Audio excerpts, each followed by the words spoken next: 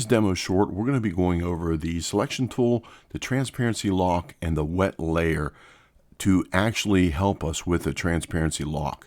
Wetting the layer, you'll see what we'll do with that here shortly. But I think these three tools work together well just to actually work in watercolors in the traditional way to help us achieve some type of an end goal. Now again, these are only examples and suggestions. The best thing to do is to apply them to your style and your subject matter. With that said, let's get started. Okay, let's start with the selection tool. It is right up here in the tools, right here in the middle in the bottom row. Keyboard shortcut M. And then what we could do is we will start with the rectangle. And just to give you a quick idea of what all these are going to do, but we're going to be mainly using the freehand selection tool for this demo short in general. Now, if I use just the rectangle, I could draw any given rectangle that I want. And then if I draw it again, I will draw it. But here, before you enter your shape, if that's exactly the shape you want, you can rotate it before you set it as a selected area. So just keep that in mind. And then also, if I enter that, this will be my working area right here so far. But then if I hit add to selection right here, then I can add to this. And if I draw another shape, then I add it. If I enter that, then now this is going to be my working shape. Now keep in mind, I could keep adding to these until I get my final shape that I want. But then also keep in mind, I can also add another shape in a separate area of my painting if I need to work on several different areas at the same time.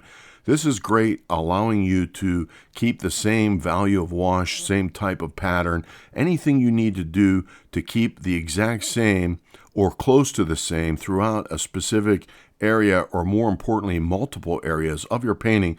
This is a good way to do it. Now then also keep in mind, if I actually hit subtract, then just say, for example, if I go to the ellipse, then I can actually draw an ellipse and then move it around. If I even rotate it, just say for example there, but then I can move it to these two. We'll just do one. We'll do this one right here. And then if I enter that, it's going to put a nice mild arc onto this shape here. So if I enter another one, if I draw another circle and then move it up to here and then enter that, then now I have a nice arc on this shape, and these two areas would be my working areas. Just as a quick example, if I select this brush here, just go to the old cobalt violet, here's my working areas right here. Now if I hit inverse, then that would be right here on my selection tool. If I hit this right here, I could either Control-Shift-I or just click this button here, invert selection. And then what will be happening is that I will actually be working everywhere but our original shapes. And then that would be our working area. But now if we go back to our original shapes, all you have to do is hit the invert again, right here. And that your little logo will come up there. Now we're back to just within the purple areas. And then again, if I want to use the polygon, and then if I add to it, now here's the add again selection, then a polygon, all I'm going to do is get points and then just straight edges. So I can actually really create odd shapes with a polygon, but they're going to be all straight edges. And then if I add that, enter that, now this would be my new area that I would work in. That would be within this dotted line, and then also this dotted line. So that is just going to give you a rough idea as to how you could add or subtract multiple areas that you want to work on inside your painting at the same time. Now the freehand is exactly what it is. If I add to it, then obviously I'm going to be able to draw or make any kind of shape I want. And then if I enter that, it's going to add right to that shape. And now this will be my working shape. Now we're going to use the freehand with this particular picture coming up here soon, but I just wanted to explain all the choices within the selection tool just in general, just to give you a rough idea how you could use them. Now let's just move on to the selection tool within this photograph. Okay, let's move on to our photo that we selected. I'm going to hit Control D, and that will eliminate any selected areas. I will hide that layer, and I'm going to go to our photo and then click it on. And this is the photo I selected, because why I selected this, it has sections of yellows in a broken up areas. And this is just a big dock cleat with some heavy rope wrapped around it. And what I would do is use my Freehand Selection tool right here, and I'm going to go around these areas of all the yellow, including these drips, because this is an actual drip of paint. So I would want to keep it kind of like opaque to make it look like a drip and not an artistic drip that we can do with watercolors. I would want to kind of make that look like the regular paint drip that it is. And that's just me. Now, if I select all these different areas, then I'll be able to work all the yellows, oranges, quinacridone gold, and then maybe a little bit of burnt sienna for the rusty areas all at once, and be able to shade it and everything, not worrying about it. Now, to a certain extent, we have a darker background, so anything we go out of the area, we can do that. But keep in mind, if we do select the area, then we can also protect that area when we're working on the background, because we're going to be actually creating a yellowish cleat out of transparent layers, but we are going to be rendering a solid object. So we don't want our background colors to bleed through that yellow and not make it look as a solid object anymore. What I'm going to do is I'm going to go ahead and select all these areas, and then we'll go from there.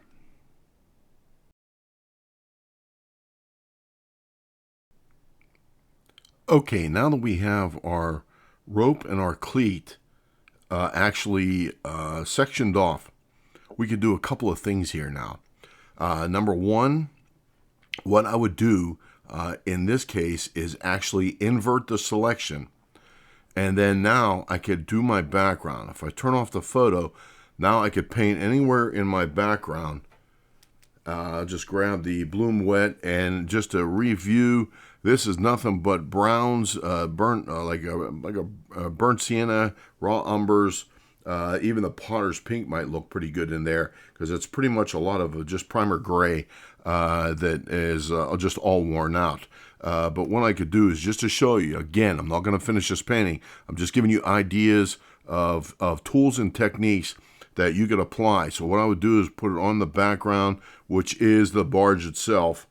And then what I could do is actually just go to the Bloom, and then I'll just pick out maybe just to start with the Potter's Pink. And I could start going in and start painting this any way I want. And then if I go back, then you could see that's a Potter's Pink there too, that it wouldn't be too bad. And then if I even want to start blending it or anything, just to get it out. But what I'm doing though is I am actually protecting the lighter colored rope, and especially the yellow cleat. So by doing that, what I can do is work on my background, and then also what we are going to also then do is actually, I'll quick dry that, and then I'll show you that. We'll go back to our photograph, and if I go to the dock cleat itself, and I'm going to go to the water tool, and let's see, that would be just about right there now. And while it's still selected, I have to actually first invert it again. So now I'm only working on the area within the selected area and not the background. So what I want to do is I'm on the dock cleat now. I want to show wet. And then if I actually go, I'm in the water tool now, and even I could still take advantage of that selected area.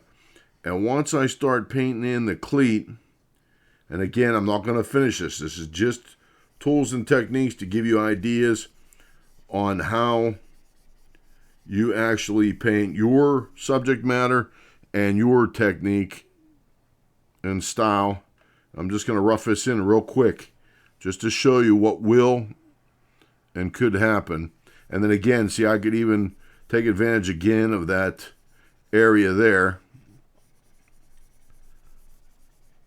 And now, for example, that rope there, if I want that actually left out, I can actually, what I'll do is turn off the wet, and then if I take my dry tool and turn it down some, I could go back in and go right around this rope and take that back out, put that back on, and then now it's dry. And then that way that part of that rope will be protected. Even though it's fairly dark, we could actually take that out and just leave it separate. And again, this is just to show you different ways. If you want to dry the water, if you want to re-wet it, now I'll go back to the water tool. And if I even do this area down here and paint this in, and again, I could just slop it in because I'm taking advantage of the selected area.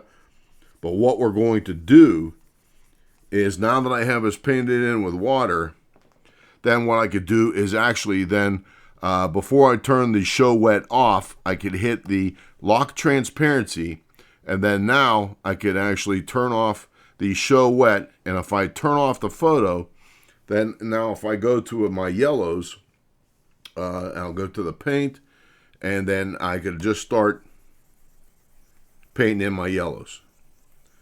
And then keep in mind, I could tell you from experience that if you save it as a Rebelle file, you will be saving a selected area, and which is kind of good to know, because if you have some time in your selected area and do a lot of intricate details that you want selected, if you save it as a Rebelle file, then you can always start back with that selected area ready to go if you want to try a couple of different things from that point on.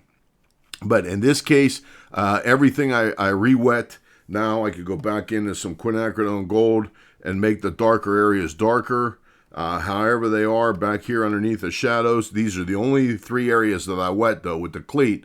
But just to show you that I'm working again in a protected area within a selected area, which is a lock transparency, that I re-wet that area first. And then once I lock the transparency, now I can only work on that area. And then in the end, what I'm doing is I'll have my background done, and then my cleat will be done, and then I'll be left with the white area where I could hand draw in the ropes, because that would be I would call it the actual turquoise light, turquoise dark, and then even a little bit of yellows, because that paint is wearing off of that cleat onto the rope, as there's a good bit of stress on those ropes from those big barges. So sometimes it does help to know what you're painting or doing. And then you could put those little details, facts, and figures in your painting, and it could make it a lot more interesting. But with that said, this will just give you a rough idea how you could do things with a selected area, with a freehand selection, and then invert it. Then your lighter areas will be protected. Because keep in mind, if I actually turn off my selected area, which I could just do Control D, it'll turn it off. But then if I go back to my background area, even though this this layer is underneath my dog cleat, if I put down any kind of color at all, it's going to contaminate my yellow. So if I don't protect that yellow area, then my background is going to be bleeding through my yellow, just using transparent colors to do the cleat. Now, with that all said, hopefully you got something out of this. And remember, these are just going to be shorts that I'm going to bring up when I use these kinds of tools and techniques throughout my more elaborate demos. And then also remember, use these tools and techniques for however your style and your subject matter is. And then you can apply those tools and techniques to help you out.